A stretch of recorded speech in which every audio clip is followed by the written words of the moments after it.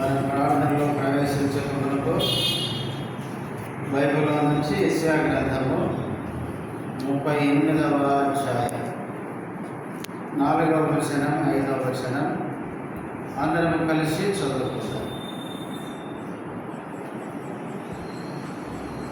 యెహోవా వాక్కు యెషయాకు ప్రత్యక్షమై ఇలాగు సెలవిచ్చెను, నీవు తిరిగి హిజ్కియా దగ్గరికి పోయి అతనితో ఇట్లనుము, నీ పితరుడైన దావీదునకు దేవుడైన యెహోవా నీకు సెలవిచ్చినదేమనగా, నీవు కన్నీళ్లు విడుచుట చూచితిని, నీ ప్రార్థన నేను అంగీకరించి ఉన్నాను. ప్రార్థన చేసుకుందాం. ప్రేమ కలిగిన మా తండ్రి, పరిశుద్ధుడమైన దేవ, యేసుక్రీస్తు నామములో వందనములు, స్తోత్రాలు. సంఘ ప్రార్థనలో ఇంతవరకు పాటల్లో సహాయపడుతూ వచ్చినందుకు స్తుతిస్తున్నాం. అలాగే ప్రార్థనలో ప్రవేశించుకు మనకు చదవబడిన వాక్య భాగములో నుంచి ప్రార్థన కొరకై మాకు కావలసిన నీ మాటలు మాకు దయచేయండి. నీ దాసుడు బలహీనుడు, సులువ చాటున మరుగుపరచండి. నీ నామ మహిమార్థమే నీ దాసును వాడుకున్నాము. చేరువచ్చిన మీ బిడ్డలకై స్తోత్రాలు. ఇంకా వస్తున్న వారిని ఎవరైనా ఉంటే నడిపించమని వాతావరణం కూడా తేటగా ఉంచిన స్తోత్రాలు చెల్లిస్తూ యేసుక్రీస్తు నామములు స్తుతించి ప్రార్థిస్తున్నాము తండ్రి, ఆమేన్.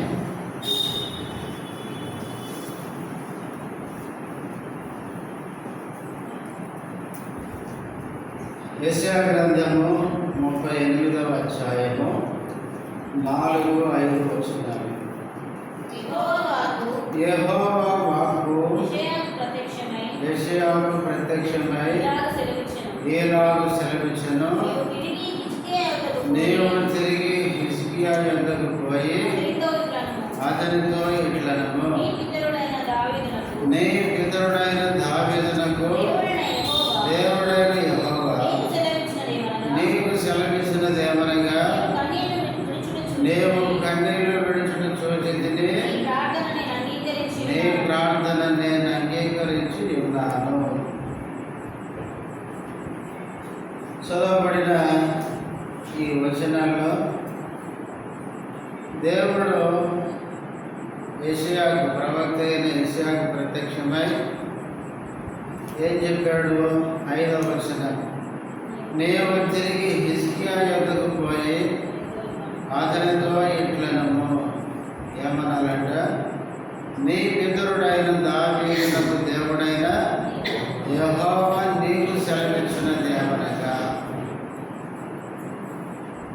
సెలవిచ్చే దేవుడు ఎవరిని పరిచయం చేసుకుంటున్నాడు?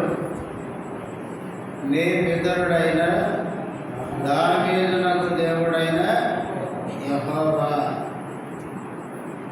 పుట్టిగా యెహోవా అంటే సరిపోలే, నీ పితరుడైన దావీదు అనే మాట ఎందుకు ఉపయోగించాడు? ఇక్కడ దేవుడు యెషయా ప్రవక్తకి ప్రత్యక్షమై హిజ్కియాది మాట చెప్పు, నీ పితరుడైన దావీదు దేవుడైన యెహోవా సెలవిచ్చినది ఏమనగా అని చెబుతున్నాడు. దేవుడు ఎవరి దేవుడో ఇక్కడ పరిచయం చేసుకుంటున్నాడు. దావీదునకు దేవుడైన యెహోవా. బైబిల్లో కొంతమంది పేర్లు ప్రత్యేకంగా చెప్పుకొని వారి దేవుడను అని దేవుడు చెప్పుకున్నాడు. ఉదాహరణకి ఇస్సాకునకు దేవుడు ప్రత్యక్షమై అన్నాడు, నీ పితరుడైన అబ్రహాము దేవుణ్ణి అని చెప్పుకున్నాడు.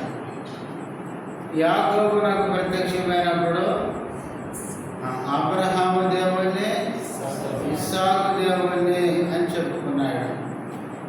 తర్వాత మోషేకు ప్రత్యక్షమైనప్పుడు అబ్రహాము, ఇస్సాకు, యాకోబుల దేవుణ్ణి అని చెప్పుకున్నాడు. దేవుడు తన గురించి పరిచయం చేసుకునేటప్పుడు ఫలాని వాళ్ళ దేవుణ్ణి అని చెప్పుకున్నాడు. అట్లాగే ఇక్కడ కూడా దేవుడు ప్రవక్తతో మాట్లాడుతూ హిజ్కియాకి ఏం చెప్తావు అంటే, నేను ఎవరి దేవుడిని అని చెప్తావు అంటే, నీ పితరుడైన దావీదు యొక్క దేవుడు అని చెప్పు. నీకు సెలవిచ్చేది ఎవరంటే, నీ పితరుడైన దావీదునకు దేవుడైన యెహోవా. వాస్తవంగా దావీదు ఇప్పటికీ బతికెళ్ళాడు, ఎప్పుడో చనిపోయినాడు. ఎప్పుడో చనిపోయినప్పటికీ దావీదు ఎవరి హృదయంలో ఉన్నాడు చెప్పండి? దేవుని హృదయంలో ఉన్నాడు. దావీదు చనిపోయిన దావీదు యొక్క జీవితం ఎంతో శ్రేష్టమైనది కాబట్టి దేవుడు దావీదును గుర్తుపెట్టుకొని దావీదు గురించి మాట్లాడుతున్నాడు. అందుకే రాజుల గ్రంథం, దినవృత్తాంతాల గ్రంథాలు మనం చదువుతున్నప్పుడు పలుమార్లు ఏమని ఉంటుందంటే, దావీదు వలె మీ ప్రవర్తన లేదు అంటాడు. మీ పితరుడైన దావీదు వలె మీరు నడుచుకోలేదు, దావీదు వలె యథార్థంగా నడుచుకోలేదు అనే మాటలు మనకు కనబడతాయి. అంటే రాజులందరికీ ఎవరిని మోడల్గా మాదిరిగా పెడుతున్నాడు? దావీదును పెడుతున్నాడు. వీళ్ళారా, మన జీవితంలో కూడా మన దేవుడిని మనం చెప్పుకోవడం కాదు, ఆ దేవుడు కూడా మన గురించి చెప్పాలి, నేను వీళ్ళ దేవుడిని అని. చాలామంది మా దేవుడు యేసుప్రభు, మా దేవుడు యేసుప్రభు అని చెప్తారు, కానీ దేవుడు ఏమంటాడు? అసలు వీళ్ళను నా పిల్లలని, వీళ్ళకి నేను దేవుడిని చెప్పుకోవడానికి నేను సిగ్గుపడుతున్నాను అంటాడు. కాబట్టి అబ్రహాము దేవుణ్ణి, నీ పితరుడైన ఇస్సాకు దేవుణ్ణి, యాకోబు దేవుణ్ణి అని చెప్పుకున్నట్లే ఇక్కడ దేవుడు ప్రవక్త అయిన యెషయాకు ప్రత్యక్షమై, నువ్వు హిజ్కియా దగ్గరికి వెళ్ళి ఏం చెప్పాలంటే, నీ పితరుడైన దావీదునకు దేవుడైన యెహోవా నీకు ఈలాగు సెలవిమ్మన్నాడని చెప్పమంటున్నాడు. దేవుడు తన గురించి పరిచయం చేసుకునేటప్పుడు దావీదునకు దేవుడు అని గుర్తు చేస్తున్నాడు. దావీదు ఎప్పుడో చనిపోయినా దావీదు మాత్రం దేవుని మనసులో ఉండిపోయాడు. కారణం ఏంటంటే దావీదు యొక్క జీవితం. ఇలారా, మన జీవితాల్లో కూడా మనం ఈ లోకంలో ఉన్న చనిపోయినా మనము దేవుని హృదయంలో, దేవుని మనసులో ఉండాలి. అలాంటి మంచి జీవితాన్ని మనం భూమి మీద జీవించాలి. దావీదు ఎలాంటి వాడు బైబిల్లో మనం జ్ఞాపకం చేసుకోవాలని చాలా విషయాలు ఉన్నాయి. ఈ రాత్రి ప్రార్థనలోకి వెళ్ళకుండా కొన్ని విషయాలు మనం గుర్తు చేసుకుని మనం పరీక్షించుకుంటూ ప్రార్థనలోకి వెళ్దాం. చూడండి, సమూయేలు మొదటి గ్రంథం 13వ అధ్యాయం.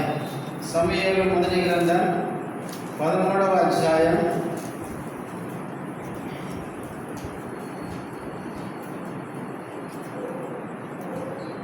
14వ వచనం. యెహోవా తన చిత్తానుసారుడైన మనసు గల యోగని కనుగొని ఉన్నాడు.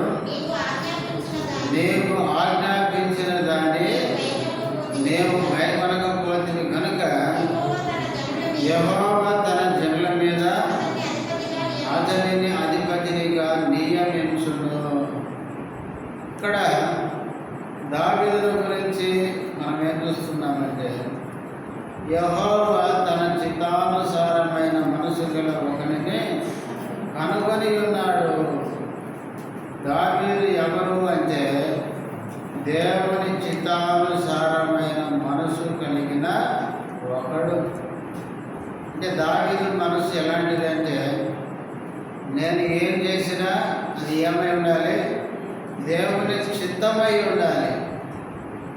మనం ఏం చేసినా చెప్పండి, అది మన చిత్తమై ఉండాలి. అవసరమైతే దేవుని కూడా బలవంతంగా మన చిత్తం చేయించుకోవాలని చూస్తాం. మన ఇష్టాలు, మన కోరికలు దేవుని ద్వారా నెరవేర్చుకోవాలనే ప్రయత్నం చేస్తాం. కానీ దావీదు ఎలాంటి వాడంటే దేవుని చిత్తానుసారమైన మనసు కలవాడు. ఇంకా స్టెఫెను మంచిగా చెప్తాడు. చూడండి, అపోస్తలుల కార్యములు 7వ అధ్యాయం. అపోస్తలుల కార్యములు 7వ అధ్యాయము, క్షమించండి 13వ అధ్యాయం 22వ వచనం. అపోస్తలుల కార్యములు తరువాత అతనిని తొలగించి దావీదును వారికి రాజుగా ఏర్పరచెను. మరియు ఆయన, నేను యెష్షయి కుమారుడైన దావీదును కనుగొంటిని, అతడు నా ఇష్టానుసారుడైన మనుషుడు.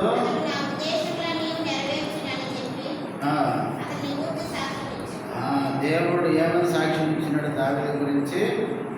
అతడు నా ఇష్టానుసారుడైన మనుషుడు. ఎందుకు దావీదంటే నాకు ఇష్టం అంటే, అతడు నా ఉద్దేశములని నెరవేర్చేవాడు. దావీదు ఎప్పుడు దేవుని హృదయం ఏం ఆలోచిస్తుంది, దేవుని మనసులో ఏం ఆలోచనలు ఉన్నాయి అని తెలుసుకునేవాడు. అంటే దేవుని యొక్క ఇష్టం, దేవుని యొక్క కోరిక, దేవుని యొక్క ఆలోచన దావీదు చేసేవాడు. కొన్నిసార్లు దేవుని యొక్క ఆలోచనలు మనకు ఇష్టం ఉండదు కదా, కొన్నిసార్లు మనకు కొన్ని కష్టంగా ఉంటాయి. అయినా కూడా దావీదు దేవుని యొక్క ఇష్టాన్ని నెరవేర్చినాడు. అతడు నా ఉద్దేశములన్నీ నెరవేర్చునని చెప్పి సాక్షి ఇచ్చినాడు. ప్రియులారా, మనల్ని దేవుడు రక్షించిన తర్వాత దేవునికి మన పట్ల కొన్ని ఉద్దేశాలు ఉంటాయి. మన పిల్లల పట్ల మనకి ఎన్నో ఉద్దేశాలు ఉంటాయి, రకరకాల ఆలోచనలు ఉంటాయి. మీ పిల్లలు ఏం కావాలనుకుంటున్నారంటే రకరకాల ఆలోచనలు, కోరికలు మనం చెప్తుంటాం. దేవుడు మనల్ని రక్షించిన తర్వాత మన పట్ల దేవునికి ఎన్నో ఉద్దేశాలు ఉన్నాయి. అందుకే దావీదు అంటాడు, మా ఎడల నీకున్న తలంపులు బహు విస్తారం. తలంపులు అంటే ఆలోచనలు. దేవుడు మన పట్ల ఎన్నో ఆలోచనలు పెట్టుకున్నాడు, ఎన్నో తలంపులు పెట్టుకున్నాడు. కనుక ఆయన తలంపు మన పట్ల ఏమై ఉంది అని మనం ఆలోచించి ఆయన ఉద్దేశం చొప్పున మనము జీవించాలి. దావీదు ఆయన జీవితంలో దేవుని చిత్తానుసారమైన మనసు కలిగి దేవుని చిత్తాన్ని చేయడానికి ఇష్టపడేవాడు. 143వ కీర్తనలు 143 10వ వచనం. నీవే నా దేవుడవు, నీ చిత్తానుసారంగా ప్రవర్తించుటకు సలహా. ఇది దావీదు దేవునికి చేసిన ప్రార్థన. దావీదు దేవుని ఏమడుగుతున్నాడంటే, నీవే నా దేవుడవు, నేనేం చేయాలి? నీ చిత్తమే చేయాలి. నీ చిత్తానుసారంగా ప్రవర్తించుటకు నాకు నేర్పును. దేవుని చిత్తం, దేవుని ఉద్దేశం అనేది చాలా ప్రాముఖ్యమైనది. బైబిల్లో దేవుని చిత్తం 2 రకాలుగా ఉంటుంది. ఒకటి బయలుపరచబడిన చిత్తం, రెండవది మనం ఎరిగి చేయాల్సిన చిత్తం, తెలుసుకొని చేయాల్సిన చిత్తం. కొన్ని ఆల్రెడీ దేవుడు ముందే బయలుపరిచినాడు. దేని ద్వారా? వాక్యము ద్వారా. వాక్యములో దేవుని ఉద్దేశం ఏంటో ఆల్రెడీ ముందే చెప్పినాడు. కొన్ని చెప్పని విషయాలు ఉన్నాయి, అవి మనము దేవుణ్ణి అడిగి తెలుసుకొని అవి ఎరిగి మనం చేయాలి. ఉదాహరణకి, అబద్ధం ఆడాలా వద్దా? అబద్ధం ఆడకూడని బైబిల్లో ఉంది, ఆడకుండా ఉండడమే దేవుని చిత్తం. దొంగిలించాలా వద్దా? దొంగిలకూడదని బైబిల్లో ఉంది. దొంగతనం చేయొద్దని దేవుని చిత్తం. కొంతమంది దేవుని మందిరానికి పోవడం దేవుని చిత్తమే అని ఉంటారు. అసలు మందిరానికి పోవడం దేవుని చిత్తమే కదా. బైబిల్ ఏముందంటే మనం దేవుని మందిరానికి వెళ్ళాలి, దేవుణ్ణి ఆరాధించాలని ఉంది. వానిదినము ఆయన గడప దగ్గర కూర్చోవాలని ఉంది. అంటే ఒక ఆదివారం ఒక్కరోజే కాదు. వానిదినం అంటే మనం ఎప్పుడు దేవుని ఇంటికి వస్తూ పోతూ దేవుని మందిరంలో ఏముండాలి? మనకు కనెక్షన్ ఉండాలి. ఏదో ఇష్టమైన వస్తా, లేకపోతే నేను రానంటే నువ్వు నామకార్థ విశ్వాసం అని చెప్పాలి. ఒక విశ్వాసికి ఏముంటుందంటే మందిరంతో ఎప్పుడు అనుబంధం ఉంటుంది. కాబట్టి ఒక విశ్వాసి ఎప్పుడు మందిరం మీదనే దృష్టి, ఎక్కడున్నా కూడా మందిరానికి రావాలి. అందుకే 42వ కీర్తనలో కీర్తనకారుడు అంటాడు, ఎప్పుడు ఆయన సన్నిధికి వచ్చేది. దేవుని సన్నిధి పట్ల తృష్ణ, ఆకలి, దప్పిక ఉంటుంది. కాబట్టి మనము దేవుని సన్నిధికి మనము రావడం దేవుని చిత్తమే. కొంతమంది ఉంటారు, రేపు ఆదివారం మందిరానికి రండి అంటే దేవుని చిత్తం మీద వస్తారంట. మందిరానికి రావడమే దేవుని చిత్తం. బైబిల్లో ఒక విశ్వాసి దేవుని ఆరాధించడానికి, దేవుని సన్నిధికి వెళ్ళాలని దేవుడు బైబిల్లో రాసి పెట్టాడు. కాబట్టి మనము దేవుని చిత్తం అని తెలిసి కూడా చేయకపోతే అదేంటంటే అదే పాపం. ఏదో నువ్వు గొప్ప పెద్ద పెద్ద పాపాలు చేయాల్సిన అవసరం లేదు. కాబట్టి దేవుని చిత్తం బైబిల్ ఏదైతే ఉందో, రాయబడిందో, ఆ ప్రకారం మనం చేయడమే దేవుని చిత్తం. దేవుని వాక్యానికి వ్యతిరేకంగా నువ్వు చేస్తున్నావు అంటే అర్థం ఏంటంటే దైవ చిత్తాన్ని ఏం చేస్తున్నావు? ఉల్లంఘిస్తున్నావు. కొన్ని దేవుని చిత్తాలు మనం తెలుసుకోవాలి. ఉదాహరణకి బైబిల్లో ఇప్పుడు మనం చదువుకుంటున్నాం అనుకోండి, ఉద్యోగంలో చేరాలి. ఏ ఉద్యోగంలో చేరాలి? బైబిల్ ఉందా?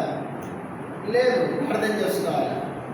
మనం చదువుకున్న చదువును బట్టి ప్రార్థన చేసుకోవాలి. దేవా, నేను ఈ సబ్జెక్ట్ తీసుకున్నాను, ఇంతవరకు చదువుకున్నాను, నేను ఏ ఉద్యోగం చేయాలి, మీ చిత్తం ఏంటి? ప్రార్థన చేస్తే దేవుడు బయలుపరుస్తాడు, ఆ ఉద్యోగం ఇస్తాడు. దేవుని చిత్తానుసారమైన ఉద్యోగంలో చేరి మనము దేవుని మహిమ కొరకు మనం ఆ ఉద్యోగంలో కొనసాగాలి. ఉదాహరణకి వివాహం చేసుకోవాలి. వివాహ విషయానికి వస్తే బైబిల్లో లేదు ఫలాన్ని సిస్టమ్ చేసుకోవాలి. ఉందా? బైబిల్లో ఇప్పుడు ఉదాహరణకి ఒక అబ్బాయి ఉన్నాడు అనుకోండి, ప్రభువా నేను పెళ్లి చేసుకోవడం దేవుని చిత్తమే, కానీ ఎవరిని చేసుకోవాలనేది బైబిల్లో లేదు. ఆ అమ్మాయి పేరు బైబిల్ ఎందుకుంటుంది? ఒకడు అనుకున్నాడంట, ఏమని? ప్రభువా నేను పెళ్లి చేసుకోవాలనుకుంటున్నాను, ఫలాని శారీ కట్టుకున్న అమ్మాయే నేను ప్రార్థించగానే రావాలి అనేసరికి ఆ డాడీకి ఫలాని శారీ, ఆ శారీ కట్టుకున్న అమ్మాయి వచ్చింది. ఎవరు అమ్మాయి? బాగా తెలుసు అమ్మాయి. ఒక ఆయన చెప్తుంది కదా, చూడండి ఇట్లాంటి విచిత్రమైన ప్రార్థనలు. కాబట్టి వివాహం చేసుకునే అమ్మాయి ఎవరో బైబిల్లో రాసి ఉంటుంది. అందుకే ప్రార్థన చేసుకోవాలి, ప్రభువా నేను ఎవరిని వివాహం చేసుకోవాలి.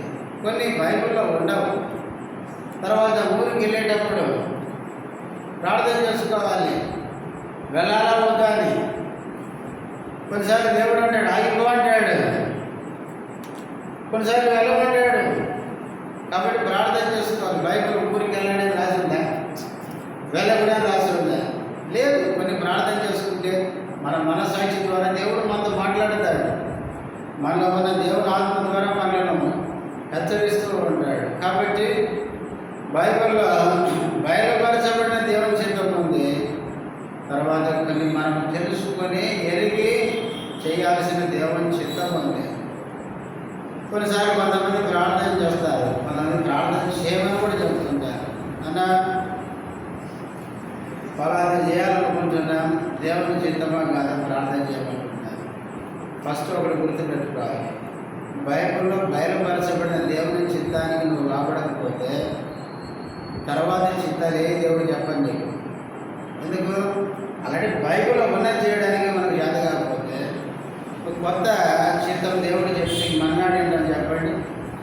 ఉదాహరణకి బైబిల్లో దేవుడు బయలుపరిచిన విషయాలు రోజు చదువుతూ మనం తెలిసి కూడా వాటినే మనం అనుసరించలేదనుకోండి, తర్వాత మోకరించి ప్రభువా నేను ఫలాన్ని చేయాలనుకుంటున్నాను, నాకు బయలుపరచండి దేవుడు అంటాడు. బయలుపరిచిన సత్యమే ఏం చేయలేదు, అనుసరించడం లేదు. ఇప్పుడు ఈ విషయం చెప్తే నువ్వు అసలే అనుసరించవు, నీకెందుకు చెప్పాలంటాడు. కొన్నిసార్లు కొంతమంది దేవుని చిత్తం తెలుసుకోవడానికి సొంత చిత్తం లోపల పెట్టుకొని దేవాన్ని చిత్తం చెప్పు. ఒకసారి బక్షి గారి దగ్గరికి ఒక యవనస్తుడు వెళ్ళాడంట. పెద్ద సేవకుడు చెప్తుంటే నేను విన్నాను. బక్షి గారి దగ్గరికి వెళ్ళి, అంకుల్ నా పెళ్లి కోసం ప్రార్థన చేయండి. ఎందుకు చేయాలన్నాడు. ఎందుకు చేయాలి పెళ్లి కోసం అన్నాడు. అంటే దేవుడు చిత్తంలో ఉన్న అమ్మాయిని చేసుకోవాలని ఆలోచన ఉన్న అంకుల్ భారంగా తీసేసుకో, అప్పుడు దేవుడు తన చిత్తాన్ని నీకు బయలుపరుస్తాడు. లోపలేమో మన సొంత ఉద్దేశాలు ఉంటాయి, ఇట్లుండాలి అవన్నీ తిప్పి లాస్ట్కి దేవుడు చిత్తం అనుకుంటారు. ఇవన్నీ మనం అనుకునే భ్రమలు అంతే. దేవుని చిత్తం అనేది ఇలా ఎప్పుడు బయలుపరుస్తాడంటే మన హృదయంలో ఎలాంటి సొంత ఆలోచనలు, సొంత ఉద్దేశం లేకుండా మనం దేవుణ్ణి అడిగినాం. కాబట్టి హృదయంలో నేను ఫలాని వాళ్ళని చేసుకోవాలనుకుంటున్నానని మళ్ళీ దేవుని దగ్గరికి వెళ్ళి దేవా నీ చిత్తం ఏంటో చెప్పండి ఏమంటాడు, ఆల్రెడీ ఫిక్స్ అయిపోయినావు కదా అంటాడు కదా. అందుకనే చాలామందికి దేవుని చిత్తం తెలియకపోవడానికి కారణం ఇదే. దేవుని ఉద్దేశం ఏంటో ఎరగకపోవడానికి కారణం ఏంటంటే హృదయం నిండా సొంత ఆలోచనలు ఉంటాయి, మనసు నిండా సొంత ఉద్దేశాలు ఉంటాయి. నేను ఇలా చేయాలనుకుంటున్నాను, నేను ఇట్లా పోదామనుకుంటున్నాను, నేను ఇది చేయాలనుకుంటున్నాను అనుకుంటూ దేవుని దగ్గరికి వచ్చి ప్రభువా నేనేం చేయాలంటే అన్నట్టు అనుకున్నావు కదా, సొంత నిర్ణయం చేసుకున్నావు కదా, ఇంకా నేనేది చెప్పేది అంటాడు. అందుకే ప్రభు కూడా అన్నాడు, మీరు ప్రభువా అని పిలుస్తారు కానీ నేను చెప్పిన ప్రకారం మీరు చేయాలి. ఆయన చెప్పింది చేయడమే ఆయన చిత్తం. కానీ ఆల్రెడీ మనసులో మన సొంత ఇష్టాలు పెట్టుకొని మనం దేవాన్ని చిత్తమని దేవుడు ఎప్పుడు మనకి ఏది చెప్పాడు. అందుకనే దావీదు జీవితంలో దావీదు దేవా నీ చిత్తానుసారంగా ప్రవర్తించుటకు నాకు నేర్పము.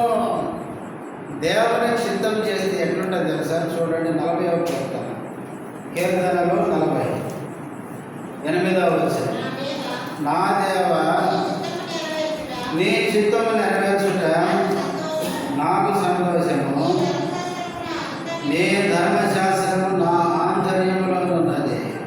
దేవుని చిత్తం చేస్తే ఏముంటుందంటే మనకు సంతోషం. చాలామందికి సంతోషం లేకపోవడానికి, నెమ్మది లేకపోవడానికి కారణం ఏంటంటే దేవుని చిత్తం చేయకపోవడానికి బట్టి. దేవుని చిత్తం చేస్తే దేవా నీ చిత్తం చేయుట నాకేంటి సంతోషం, నీ చిత్తం నెరవేర్చుట నాకు సంతోషం. దేవుని చిత్తం చేస్తే కొన్నిసార్లు కష్టాలు వస్తాయి, రావనిగా. కానీ మన హృదయంలో ఏముంటుంది? నెమ్మది ఉంటుంది, సమాధానం ఉంటుంది. ఏదైతే దేవుని చిత్తమో అది నువ్వు చేసినప్పుడు నీ హృదయం నిండా ఆనందం ఉంటుంది. పరిస్థితులు ఎట్లున్నా కూడా భయపడాల్సిన పని లేదు. కాబట్టి దావీదు దేవుని చిత్తానుసారమైన మనుషుడు, దేవుని యొక్క చిత్తాన్ని నెరవేర్చేవాడు. అందుకనే దావీదు జీవితంలో కొన్ని పొరపాట్లు సొంత ఆలోచనలు పోయి చేశాడు. కానీ వాస్తవంగా దావీదు జీవితం ద్వారా దేవుని ఉద్దేశం నెరవేర్చబడేది. అందుకనే దావీదు అంటే దేవునికి ఇష్టం. దావీదు అంటే దేవుడు ఎంతో ఇష్టపడ్డాడు. ఆయన నా ఇష్టానుసారుడైన మనుషుడు, అతన్ని నేను కోరుకున్నానని దేవుడు చెప్పగలిగినాడు. కాబట్టి దావీదులో మనం చూస్తున్న మొదటి లక్షణం ఏంటంటే యెహోవా తన చిత్తానుసారమైన మనసు గల ఒకరిని కనుగొన్నాడు. సౌలు ఎవరండి? తన సొంత చిత్తం చేసుకునేవాడు. సౌలుకి దావీదుకున్న వ్యత్యాసం ఏంటంటే సౌలు ఎప్పుడు ఏం చేస్తాడు? నా ఇష్టమే నెరవేరాలనుకుంటాడు. సమయాలు వచ్చి అట్లా కాదండి, దేవుడు అట్లా చెప్పలేదు కదా అంటే సౌలు ఒప్పుకోడు.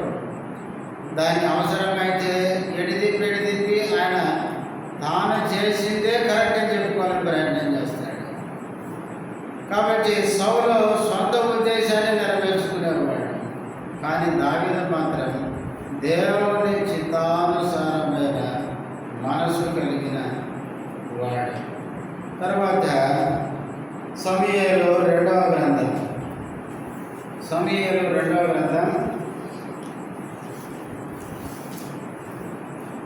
5వ అధ్యాయం 3వ వచనం, మరియు ఇశ్రాయేలు వారి పెద్దలందరూ హెబ్రోనులో రాజునందుకు రాగా రాజైన దావీదు హెబ్రోనులో యెహోవా సన్నిధిని వారితో నిబంధన చేసెను కనుక ఇశ్రాయేలు వారి మీద రాజులకై వారి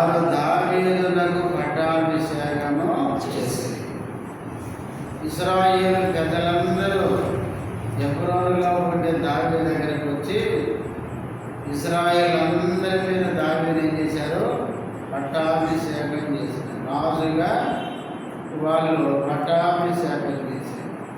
చేసిన వెంటనే దావీదు ఏం చేశాడు తెలుసా? రాజ్యంలో ఎక్కడో ఉన్న మందసాన్ని గురించి ఆలోచిస్తున్నాడు. దావీదులో ఉండే గొప్ప రెండవ లక్షణం ఏంటంటే ఆయన రాజైన వెంటనే దేని గురించి ఆలోచిస్తున్నాడు? వాస్తవంగా రాజైన వెంటనే ఏం చేస్తాడు చెప్పండి? నా సింహాసనం ఎక్కడుంది, నా సింహాసనాన్ని స్థిరపరచుకోవాల్సింది ఎట్లాగా అని తన సింహాసనము, రాజ్యము, తన అధికారం నిలబెట్టుకునే ప్రయత్నం చేస్తారు ఎవరైనా. కానీ దావీదు ఇశ్రాయేలు ప్రజల మీద రాజైన వెంటనే ఫస్ట్ దేవుని గురించి ఆలోచిస్తున్నాడు. దేవుని మందసం ఎక్కడుంది? ఎక్కడో ఉంది. ఫిలిష్తీయులు ఎత్తుకుపోయారు, తిరిగి పంపించారు. అక్కడేమో ఒక చోట ఉంది. అయితే దాన్ని తీసుకురావాలని ఆలోచించి ఆ రాజ్యంలో మొదట ఆయన సొంత ఆలోచన ఏం చేశాడు? ఎడ్ల బండి ఎక్కించి బండి మీద తీసుకొద్దామనుకున్నాడు. ఎద్దులకు కాలు జారేసరికి ఉజ్జా జారినాడు. ఉజ్జాను దేవుడు మొత్తగా చచ్చిపోయినాడు. చచ్చిపోయిన తర్వాత దావీదు తెచ్చుకుంటేనే ఉజ్జ చచ్చిపోయాడంటే తెచ్చి నా పురంలో పెట్టుకుంటే, మా దగ్గర పెట్టుకుంటే ఇంకా నాకేమైతుందని భయపడ్డాడు. భయపడి ఏం చేశాడు? మందసాన్ని తీసుకెళ్ళి ఉభయదేశం ఇంట్లో పెట్టినాడు. మరి ఆ ఇల్లు ఏం కావాలి? సరే మొత్తానికి ఆ ఇంట్లో పెట్టినాడు. తీసుకెళ్ళి పెట్టిన తర్వాత బైబిల్లో చూస్తాం 3 మాసాలు ఉభయదేశం ఇంటిలో మందసం ఉండగా ఉభయదేశమును అతని ఇంటి వారందరినీ దేవుడు ఏం చేశాడు? ఆశీర్వదించాడు. వెంటనే దావీదు ఇది గమనించి ఏం చేశాడు? మరలా వెళ్ళిపోయినాడు. చూడండి 6వ అధ్యాయం 12వ వచనం. దేవుని మందసము ఉండుట వలన యెహోవా ఒబేదెదోము ఇంటి వారిని అతనికి కలిగిన దానినంతటిని ఆశీర్వదించుచున్నాడన్న సంగతి దావీదునకు వినబడగా దావీదు పోయి దేవుని మందసమును ఒబేదెదోము ఇంటిలో నుండి దావీదు పురమునకు ఉత్సవంతో తీసుకుని వచ్చాను. ఎప్పుడైతే ఒబేదెదోము ఇంటిని దేవుడు దీవించాడు అని విన్నాడో వెంటనే మళ్ళా దావీదు వెళ్ళిపోయినాడు. వెళ్ళిపోయి ఆ మందసాన్ని తీసుకొని దావీదు పురానికి వచ్చేస్తున్నాడు. ఇంకా కిందికి మనం జరిగితే తీసుకుని వచ్చేటప్పుడు ఏం చేస్తున్నాడు? నాట్యం అన్నాడంటే నాట్యం ఎప్పుడు ఆడతారు చెప్పండి? సంతోషం కలిగినప్పుడు. దావీదు మందసం వస్తుంటే ఆనందం పట్టడం లేదు. దావీదుకి ఆనందం, సంతోషం ఏంటంటే మందసం తన పురానికి వస్తుందని. కాబట్టి దావీదు రాజు అయిన తర్వాత దేవుని గురించి ఆలోచిస్తున్నాడు. దేవుని మందసాన్ని తన పురానికి తీసుకొని వస్తున్నాడు. ఎందుకు తెలుసా? తాను రాజు అయిన దేవుని బట్టి దేవుని బట్టి ఆ దేవుని మందసం ఎక్కడుంటే అక్కడ ఎవరు ఉంటారు? దేవుడు ఉంటారు. లేవి ఖండంలో ఉంది. ప్రత్యక్ష గుడారంలో అతి పరిశుద్ధ స్థలంలో ఈ మందసం ఉంటుంది. అక్కడ నేనుండి మందసం మీద నుంచి 2 తెరవుల మధ్య నుంచి నేను ఇశ్రాయేలు ప్రజలతో మాట్లాడుతా అన్నాడు. అందుకనే మందసం ఉంటే దేవుడు మనతో ఉంటాడు అని దావీదు నమ్మినాడు. కనుక మందసాన్ని తీసుకొని దావీదు పురానికి తీసుకుని వస్తున్నాడు. తీసుకొని వచ్చి మందసం అక్కడ ఉండడం ద్వారా దేవుడు దావీదు యొక్క రాజ్యాన్ని దేవుడు కాపాడతాడు, దేవుడు దీవిస్తాడు అని నమ్మినాడు. అందుకనే ఆ మందసాన్ని తీసుకొని వచ్చాడు. వచ్చేం చేశాడు? ఆ మందసం ఉంచడానికి ఒక స్థలాన్ని ఏర్పాటు చేసి అక్కడ ఉంచాడు. చూడండి కింద ఎలా వచ్చినది? 17వ వచనంలో వారు యెహోవా మందసమును తీసుకుని వచ్చి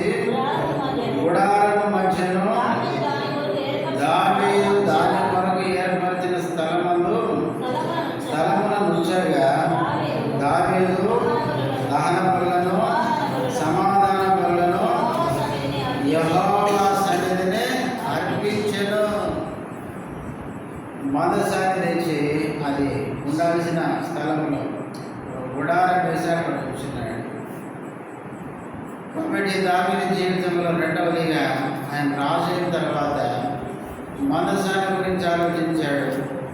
మందసానికి ఒక గుడారం వేసి మందసాన్ని తెచ్చి దావీదు పురములో ఉంచుకున్నాడు.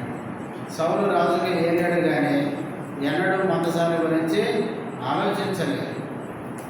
దేవుని మందసం ఎక్కడుందన్న ఆలోచనే లేకుండా 40 ఏళ్ళు వెళ్ళినాడు. చివరికి చనిపోయినాడు. దావీదు రాజైన వెంటనే దేవుని మందసాన్ని వెనక్కి మందసాన్ని తీసుకుని వచ్చి దావీదు పురములో ఆ గుడారంలో మందసాన్ని ఉంచున్నాడు. కాబట్టి ప్రియులారా, మన జీవితంలో మనం మొట్టమొదటిగా దేవుని గురించి మనం ఆలోచించాలి. దేవుడు కనుక మనతో ఉంటే అంతకంటే ఆశీర్వాదం మరొకటి ఉండదు. దేవుని గురించి మనం ఆలోచించి దేవునికి మొదటి స్థానం ఇస్తే దేవుడు మనతో ఉంటాడు. దేవుడు మనతో మనలో ఉంటే అంతకంటే మించిన ఆధిక్యతగా మరొకటి ఉండదు. కాబట్టి దావీదు జీవితంలో మొదటిగా దావీదు దేవుని చిత్తాన్ని ఆలోచించి దేవుని ఉద్దేశం చిత్తం నెరవేర్చేవాడు. రెండవది, దావీదు రాజు అయిన తర్వాత దేవుని గురించి ఆలోచించాడు. మందసాన్ని తెప్పించి మందసాన్ని గుడారం వేసి గుడారంలో వచ్చాడు. అంతేకాదు చూడండి, దినవృత్తాంతంలో మొదటి గ్రంథం లేకపోతే 7వ అధ్యాయం, ఇదే సమయంలో 2వ గ్రంథం 7వ అధ్యాయం మొదటి 2వ వచనం. యెహోవా నలుదిక్కుల అతని శత్రువుల మీద విజయం ఇచ్చి నెమ్మది కలుగజేసిన తర్వాత రాజు తన నగరు యందు కాపురం నుండి నాతాను తన ప్రవక్తను పిలువనంపి, నేను దేవదారులతో కలిసిన నగరు యందు వాసము చేయుచుండగా దేవుని మందసం డేరాలో నిలిచి ఉన్నదనగా. 2వ వచనంలో నాతానును ప్రవక్తను మొదటి వచనంలో పిలిపించి 2వ వచనంలో అంటున్నాడు, నేనేమో ఎక్కడున్నాను, దేవదారు రాణతో కట్టిన నగరి యందు వాసము చేయుచుండగా. మందసం ఎక్కడుంది? డేరాలో ఉంది. అంటే దావీదు యొక్క ఆలోచన ఏంటంటే, నేనేమో మంచి ఇల్లు కట్టుకున్నాను, మంచి ఇంట్లో నివాసం చేస్తున్నాను, కానీ మందసం ఎక్కడుంది? డేరాలో ఉంది. వాస్తవంగా ఏది బాగుంటుంది చెప్పండి? దేవుని మందసం ఉండే మందిరం బాగుండాలా, లేక దావీదు కట్టుకుని ఇల్లు బాగుండాలా? చూడండి, దావీదు ఆలోచన ఎట్లుందో. వాస్తవంగా దావీదు ఏమన్నా కావాలా, మంచిగా ఉంది, రాజు అయిపోయినా నగరం ఉంది, మంచిగా ఉంది సార్, మనసం కూడా వచ్చేది అని ఒక చోట పెట్టామనుకోవాలి. కానీ దావీదు ఏమనుకుంటున్నాడంటే, నేనేమో దేవదారు ప్రాంతం వచ్చిన ఈ మంచి భవనంలో నివసిస్తున్నాను, కానీ మనసం ఎక్కడ ఉంది? డేరాలో ఉంది. మనసం ఉండడం అంటే దేవుడు ఉండడం. దేవుడేమో గుడారాలో ఉన్నాడు, డేరాలో ఉన్నాడు. నేనేమో దేవదారు ప్రాంతం వచ్చిన మంచి ఇంట్లో ఉన్నాను. ఇది బాగాలేదనుకుంటున్నాడు. కాబట్టి ఈ మందసం అంటే దేవుడు ఉండడానికి ఒక మంచి మందిరాన్ని కట్టాలనుకుంటున్నాడు. నిజంగా దావీదుకి ఎంత మంచి ఆలోచన చూడండి. అంటే నాకంటే దేవుడు బాగుండాలి అనుకుంటున్నాడు. కానీ హగ్గయి గ్రంథానికి పోతే హగ్గయి గ్రంథంలో ఏముందంటే మొదటి అధ్యాయం చదువుతాం. మందిరమేమో పడిపోయింది, పునాదులు వేశారు, ఆగిపోయింది. మందిరం పని చేద్దామంటే అంటున్నారంట, ఏమని? సమయం ఇంకా మరి సమయం చేరుకుంది. వీరేమో సరౌండింగ్ వేసి ఇల్లు కట్టుకున్నారు, తర్వాత విత్తనాలు వేస్తున్నారు, పొలాలు పంటలు పండిస్తున్నారు. అంటే వీళ్ళ పని చేసుకోవడానికి అన్ని సమయం, అంత సమయం ఉంది. కానీ దేవుని మందిరం పని చేయడానికి సమయం లేదన్నారు. అందుకే దేవుడు ఏం చేశాడు? వాళ్ళకు ఉన్నదాన్ని అంతా కొట్టేసినాడు అంట. వాళ్ళకు వస్తుంది కానీ సిరి సంచులు వేసినట్టు అయిపోయింది.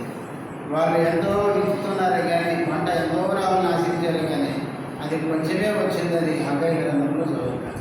కాబట్టి దేవుని యొక్క నివాస స్థలం మంచిగా ఉండాలని మనం అనుకోవాలి. ఎందుకంటే దేవుడు ఎవరంటే గొప్పవాడు. ఆ గొప్ప దేవునికి మందిరం ఎంతో ఉన్నతంగా ఉండాలి.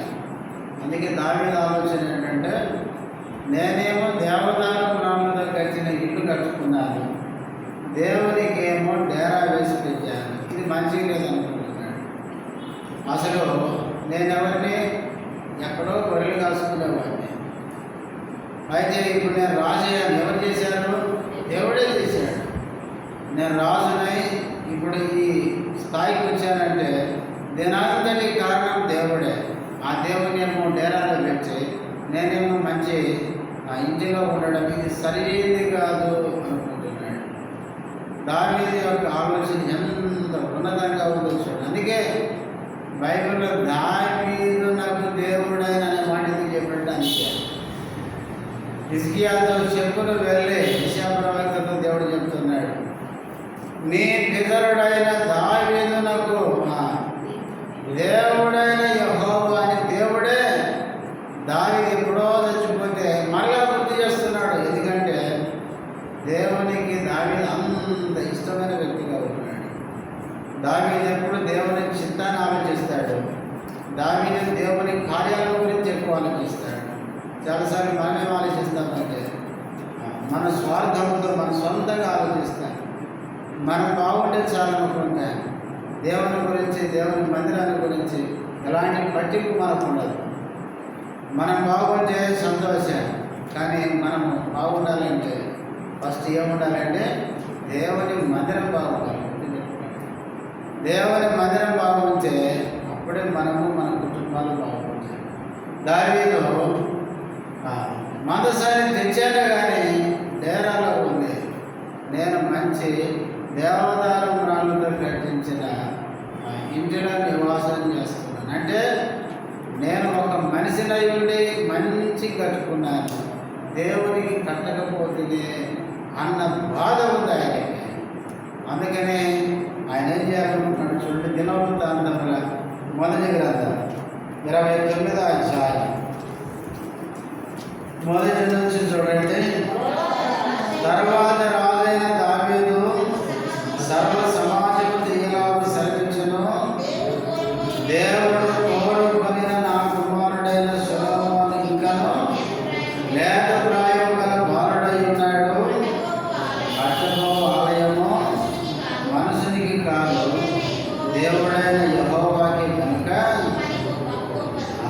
దేవుని ఆలయం కట్టడం అనేది ఆ పని బహు గొప్పది అన్నాడు. తర్వాత నేను బహుగా ప్రయాసపడి నా దేవుని మందిరమునకు కావలసిన బంగారపు పనికి బంగారమును, వెండి పనికి వెండిని, ఇత్తడి పనికి ఇత్తడిని, ఇనుప పనికి ఇనుమును, కర్ర పనికి కర్రలను, గోమేదపు రాళ్ళను, చెప్పుడు రాళ్ళను, వింతైన వర్ణములు గల పవిత్రముల రాళ్ళను, మిక్కిలి వెలగల నానావిధ రత్నములను, తెల్ల చొలవ రాయి,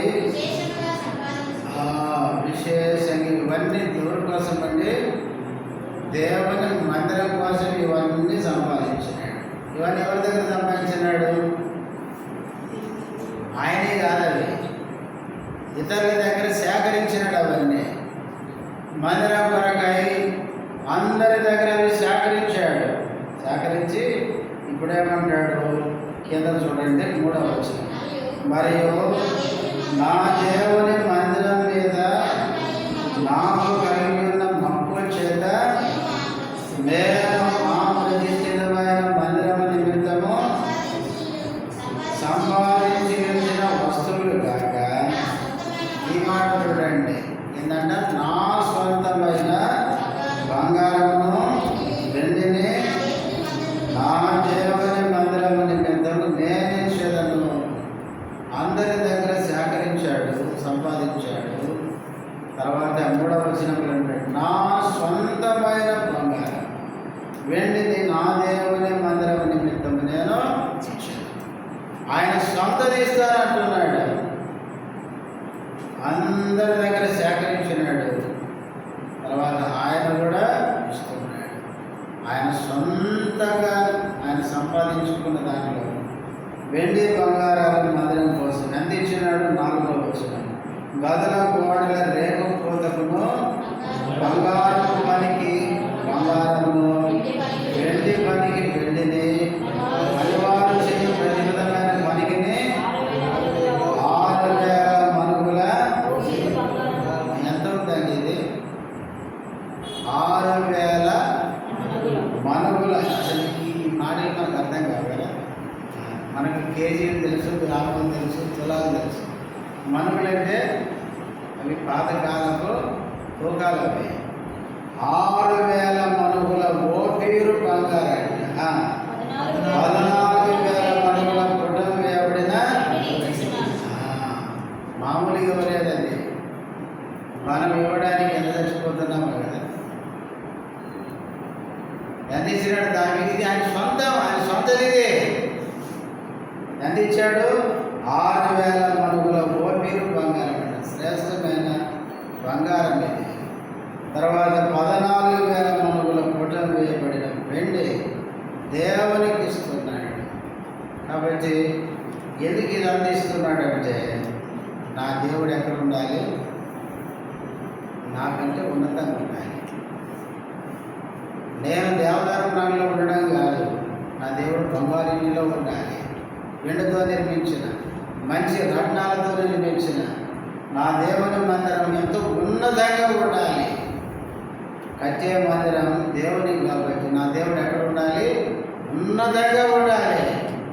ఈ దినాల్లో మన దగ్గర కొంచెం పర్వాలేదు. కొన్ని స్థలాలకు వెళ్తే విశ్వాసులు పోతేనేమో పెద్ద పెద్ద ఇళ్ళు ఉంటాయి. మందిరం ఎట్లుంటుందండి? ఎట్లుంటుందంటే ఫస్ట్ నుంచి ఎట్లుంటుంది అట్లా ఉండాలి. నేను ఒడ్నూరు వెళ్ళిన తర్వాత మందిరం చూస్తే నాకే బాధ అనిపించింది. వెనక తడికలు కట్టినారు మందిరానికి. ఏం కట్టినారు? తడికలు అనక అడవిలో దొరికిన ఉంటాయి కదా, బద్దలతో అల్లిన తడికలు. వర్షానికి కురిసి సీకులు పట్టి అవన్నీ చెదులెక్కి పాడైపోయినాయి. వెనక నుంచి కుక్కలు వచ్చేస్తున్నాయి లోపలికి. పట్టించుకునే నాదుడే లేడు. మందిరం పని మొదలు పెడదామంటే వాళ్ళు అనుకుంటున్నారు, ఏమనుకుంటున్నారంటే డబ్బులు ఎంత వస్తాయి, యాని చూస్తాయి చెప్పండి, పని చూస్తాయా? ఉన్న మీరే కదా మందిరం, కాబట్టి మీరు ఇవ్వాలంటే వాళ్ళు అంటారు, అన్న పైసలు వచ్చిన తర్వాత చూద్దాం, ఎప్పుడు వస్తాయి, యాని చూస్తాయి. కాబట్టి ప్రార్థన చేసి పని మొదలుపెట్టి మెల్లమెల్లగా చిన్నగా నాకైతే మనసు చాలా బాధ అనిపించింది. కుక్కలు వచ్చి లోపల ఉంటున్నాయి మందిరంలో, అంత విచారం. కాబట్టి అలాంటి పరిస్థితి.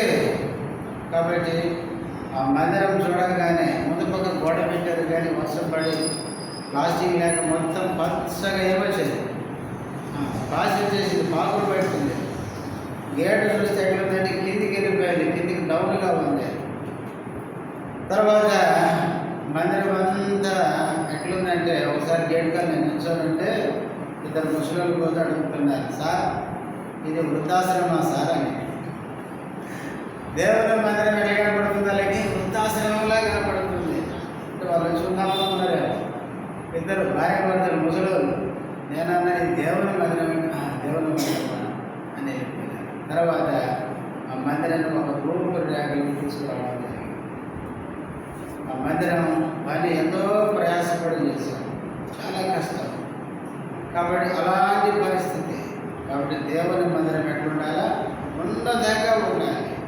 నాకు తెలిసి గుంటూరు మందిరం లోకల్ వాళ్ళకంటే బయట వాళ్ళు ఎక్కువ ఇచ్చారు. బయట వాళ్ళే చాలామంది, బయట నాకు తెలిసిన వాళ్ళే చాలామంది పంపించారు. ఒక అతను అనంతపూర్ బ్యాంకులో ఉద్యోగం వచ్చినాడు, వచ్చి ఏం చేశాడు? ఆయన అన్నాడు, డబ్బులు లేవని నేను ఆలోచిస్తుంటే ఎవరొస్తుంది చిన్నోడు, ఒక 35 ఏళ్ళు 36 ఏళ్ళు ఉంటాయి. బ్యాంక్ మేనేజర్గా జాబ్ వచ్చాడు. ఒకరోజు కూర్చొని వచ్చి కలిసి మాట్లాడినాడు. అంకుల్ పని ఎందుకు అయిపోయింది అన్నాడు. చెప్పాను డబ్బులు పడుతుంటాయి అంటే ఎంత అవుతుంది మొత్తం అన్నాడు. 70 ఎంత అవుతుంది మొత్తం? లోకల్ వాళ్ళకి ఏం పట్టింపు లేదు. బయట నుంచి వచ్చినాడు బ్యాంకు మేనేజర్ ఆయన, ఎంత అవుతాయి అంకుల్ మొత్తం అంటే చెప్పాను, ఎంత అవుతాయి, ఎంత అవ్వచ్చు అన్న. సరే నేనే మా డబ్బులన్నీ పెట్టుకుంటా అన్నాడు. నాకు అనిపించింది ఈరోజు ఉంటారు రేపు పెట్టాడు, ఆయనకి పెట్టుకోవాలి ఏం అవసరం.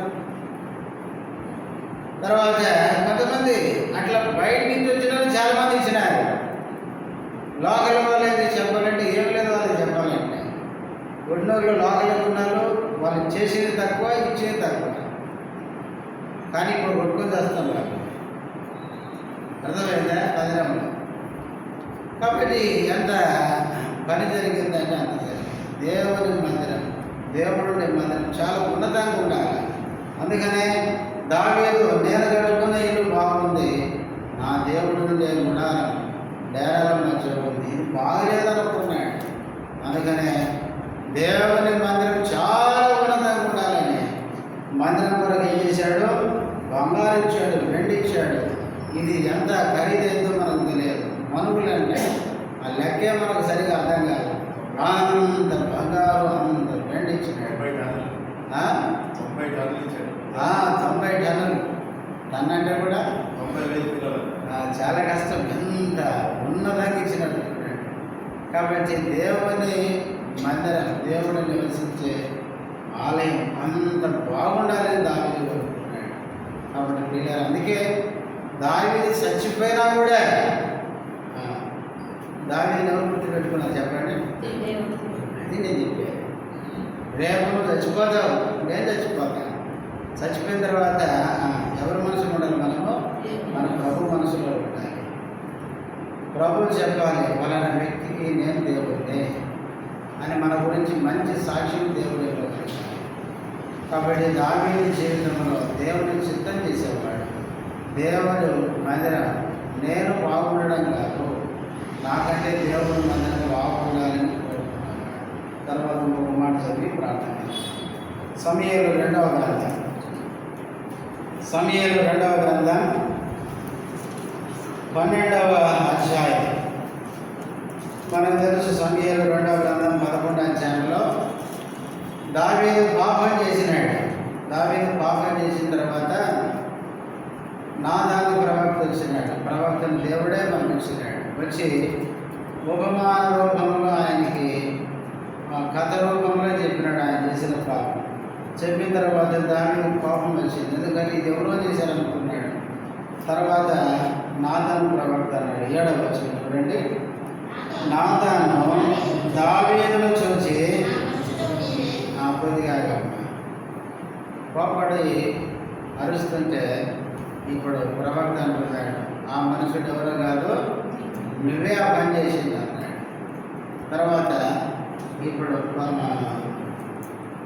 10వ వచనం. నీవు నన్ను లక్ష్యం చేయక హిత్తీయుడకు ఊరియా భార్యను నీకు భార్య ఉన్నట్లు తీసుకునేందున నీ ఇంటి వారికి సదాకాలం యుద్ధము. ఈ మాటలు చెప్తే ఎవరైనా అనుకుంటారండి? ఒకటి ఆయన చేసిన పాపం ఇది నువ్వే చేసినావు అన్నాడు. రెండవది, నువ్వు ఈ పని చేసినందుకు సదాకాలం, నువ్వు బతికినంత కాలం నీకేముంటాయి? యుద్ధాలే ఉంటాయి అన్నాడు. తర్వాత కింద, నా మాట ఆలకించుము, యెహోవానగు నేను సెలవిచ్చినది ఏమనగా, నీ ఇంటి వారి మూలమున నేను నీకు అపాయం పుట్టించును. నీవు చూస్తుండగా నేను నీ భార్యలను తీసి నీ చేరువు వారికి అప్పగించను. ఈ మాట తెలుసుకుంటారు. ఈ చదివితేనే మనకు కోపం వస్తుంది కదా. దావీదు ఒక రాజు అండి, ఒక ప్రవక్త దైవజనుడు వెళ్ళి, ఇదిగో ఈ పాపము చేసింది నువ్వే అని డైరెక్ట్ చెప్పినాడు. ఈ పాపం చేసినందుకు నువ్వు బతికినంత కాలం నువ్వు యుద్ధాలు చేస్తేనే నెమ్మది లేకుండా బతుకుతావు. రెండవది, నీ ఇంటి వాళ్ళ ద్వారానే నీకేముంటుంది? అపాయం ఉంటుంది. నువ్వు ఒకరి భార్యకి నష్టం ఆ కుటుంబానికి చేసావు కాబట్టి నీ భార్యలను తీసి నీ చేరువానికి ఇస్తానంటే ఎట్లుంటుంది? ఈ మాటలు ఎవరు నమ్ముకుంటారా? అవన్నీ చెప్పగానే ఒకవేళ దావీదు స్థానంలో మన ఒక దేవజనుడు వచ్చి చేసిన మన తప్పు మనకు ఎత్తి చూపించి ఈ పాపం చేసినందుకు దేవుడు నిన్ను ఇట్లా చేయబోతున్నాడు అని చెప్తే ఏమన్నా చెప్పండి, ఊరుకుంటావా? కానీ దావీదు ఎంత మంచి వ్యక్తితో చూడండి. ఇంత కఠినమైన మాటలు ప్రవక్త చెప్పిన తర్వాత ఇప్పుడు ఏమంటాడు ఆయన? చూడండి, కిందికి 2:13 వచ్చింది. నేను పాపము చేసి తినని ఏమాత్రం కోపడటం లేదు. దావీదు ఏమవుతున్నాడంటే ఇదంతా నేను చేసింది నిజమే, కాబట్టి నేను చేసిన తప్పుకు దేవుడు ఇంత కోపంతో ఈ వర్తమానాన్ని పంపించినాడు. ఇప్పుడు నేను కోపగించుకొని మళ్ళా ప్రవక్తకి ఏమైనా నష్టం చేస్తే అసలే దేవుడికి ఇంకెంత కోపం వస్తుందో అని దావీదు ఏమైపోయినాడంటే తగ్గించుకున్నాడు. నేను పాపము చేసి తిని అని పశ్చాత్తాపడుతున్నాడు. దావీదు ఎంత మంచి వాడో చూడండి. దావీదు తప్పు చేసింది నిజమే, కానీ ప్రవక్తలు వచ్చి నువ్వు తప్పు చేసావు అంటే వెంటనే పశ్చాత్తాపడేవాడు, ఏడ్చేవాడు. ఆ వచ్చిన ప్రవక్త ఎంత కఠినమైన మాటలు చెప్పినా కూడా వాటిని తీసుకునేవాడు. ఎందుకంటే దానికి ఒక మంచి మనసు ఉంది. ఏంటంటే వ్యక్తి కాదు నాకు ముఖ్యం, ఈ వ్యక్తి వెనక పంపించిన వ్యక్తి ముఖ్యం. ప్రవక్తను పంపించింది ఎవరంటే దేవుడు, కాబట్టి ఆ దేవునికి భయపడేవాడు. అందుకనే దావీదు జీవితంలో ఎంతగానో దేవునికి ఇష్టమైన వాడు. కాబట్టి దావీదు తప్పు చేశాడు, పాపం చేశాడు, ఊరియాను చంపించాడు, భార్యను తెలుసుకొని భార్యగా తెలుసుకున్నాడు. తర్వాత పాపం అంతా కప్పేసుకుంటే దేవుడు ప్రవక్తను పంపించి తన పాపాన్ని బయటపెట్టాడు. పాపం చేసినందువల్ల ఎంత నష్టం కలుగుతుందో ప్రవక్త వారు చెప్పిస్తే ఒక రాజయ్యుడు కూడా మారు మాట పలకలేదు. నేను అనుకుంటా ఈ నాదాన ప్రవక్తలు లాంటి దైవజనులు మన మధ్యకి వచ్చారనుకుంటా. ఈరోజు సంఘాల్లో రాళ్ళు కాదనుకుంటా, కొట్టి కొట్టి కొట్టి చంపేస్తారంటే నువ్వు మా దగ్గరకు వచ్చి ఇట్లాంటి మాటలు చెప్తావు అని కదా. దావీదు ఎంత మంచోడు కదా. కాబట్టి దాని వెంటనే నేను పాపం చేశాను అన్నాడు. 51వ కీర్తన అప్పుడే రచించినాడు. బేషబాదు పాపం చేసిన తర్వాత నాదాను ప్రవక్త వచ్చి ఆయన పాపాన్ని ఎదురు చూపించినప్పుడు ఆయన కన్నీళ్లతో దుఃఖపడుతూ తన పాపాన్ని ఒప్పుకుంటూ 51వ కీర్తన రచించాడు. కాబట్టి దావీదు ఎందుకు దేవునికి అంత ఇష్టమైన వ్యక్తి అంటే తన ప్రవక్తల ద్వారా వర్తమానం పండించినప్పుడు, ప్రవక్తలు వాళ్ళని ప్రకటించినప్పుడు దావీదుకి వెంటనే లోపడేవాడు. వెంటనే ఎంత కఠినమైన విషయమైనా తీసుకునేవాడు. దావీదు నాదాను ప్రవక్త వచ్చి వాస్తవంగా ఆ పదాలు మనం చదివాము. ఆ మాటలు ఆ తప్పు చేసింది నీవే అన్నాడు, సూటిగా అన్నాడు. తర్వాత అది చేసినందుకు నీ జీవిత కాలం అంతా యుద్ధాలే అన్నాడు. తర్వాత నీ ఇంటి వారిని నీకు అపాయం కలుగుతుంది అన్నాడు.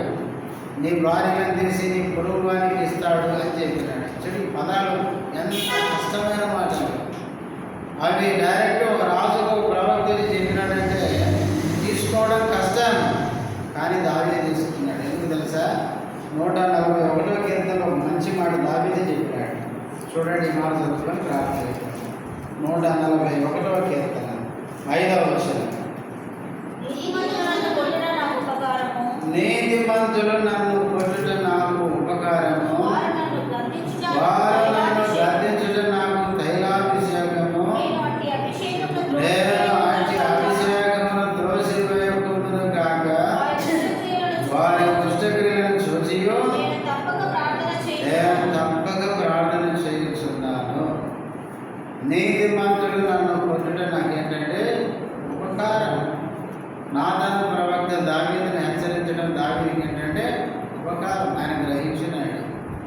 అందుకే సామెతల గ్రంథంలో ఉంటుంది, లోపల ప్రేమించేదానికంటే బహిరంగంగా గద్దించడం లేదు అని ఉంది. కానీ బహిరంగంగా గద్దిస్తే మనకేమో కోపం వస్తుంది కదా, బాధ, చాలా ఇబ్బంది. కానీ దావీదు నేర్చుకున్నాడు నీతిమంతులు నన్ను గద్దించుతారు, వాళ్ళు నన్ను కొట్టడం అది నాకు తైలాభిషేకం. కాబట్టి అది ఎరిగాడు. కాబట్టి ప్రవక్త వచ్చి గద్దించినప్పుడు ప్రవక్త మాట తీసుకున్నాడు. వెంటనే పశ్చాత్తాపడ్డాడు, తన పాపం ఒప్పుకున్నాడు. కాబట్టి పిల్లరా, అందుకే యెషయా ప్రవక్తకు దేవుడు ప్రత్యక్షమై నువ్వు హిజ్కియా దగ్గరికి వెళ్ళి ఏమని చెప్తావంటే, నీ పితరుడైన దావీదునకు దేవుడైన యెహోవా సెలవిచ్చినది అమ్మనగా. ఎప్పుడో చనిపోయిన దావీదుని గురించి పోయి చెప్పమంటున్నాడు. దావీదునకు నేను దేవుణ్ణి అని చెప్పుకుంటున్నాడు. ఎందుకంటే దావీదు పిల్లరా కొన్ని పొరపాట్లు చేసినా కూడా వెంటనే సరి చేసుకున్నవాడు, దేవునికి భయపడి లోబడినవాడు. కాబట్టి దావీదు దేవుని చిత్తానుసారమైన మనసు కలిగిన వాడు. దావీదు దేవుని గురించి ఆలోచించేవాడు. దావీదు కంటే దేవుని మందిరం బాగుండాలని కోరుకునేవాడు. అంతేగా దావీదు పాపం చేసినప్పుడు ప్రవక్తలను దేవుడు పంపించి హెచ్చరించినప్పుడు అవి ఎంత కఠినమైన మాటలైనా వాటిని తీసుకోవడానికి ఇష్టపడేవాడు. అలాంటి మంచి మనసు కలిగిన వాడు కాబట్టి దావీదునకు దేవుడైన యెహోవా అని చెప్పాలి అని యెషయా ప్రవక్త చెప్తున్నాడు. పిల్లరా, ప్రార్థనలకు వెళ్ళకముందు ఒకసారి మనం పరీక్ష చేసుకుందాం. మనం కూడా ప్రభువు నమ్మి రక్షించబడి దేవుని చిత్తం ఏంటో మన పట్ల మనం ఆలోచించాలి. అంతేకాదు మన జీవితంలో దేవుని గురించి మనం ఎక్కువగా ఆలోచించాలి. దేవుడు మనకంటే ఘనంగా ఉండాలని కోరుకోవాలి. అంతేకాదు మనం ఎప్పుడైనా పొరపాటు చేసినప్పుడు ఎవరైనా దేవుడు పంపించి మనల్ని హెచ్చరించినప్పుడు ప్రేమతో వాటిని మనం మంచి మనసుతో స్వీకరించే మంచి హృదయం మనకు ఉండాలి. లేకపోతే దేవుడు మన గురించి ఏమని చెప్పలేడు, దావీదునకు దేవుడైన యెహోవా అనే మాట మన గురించి చెప్పలేడు. మోకరించండి, ప్రార్థన లేక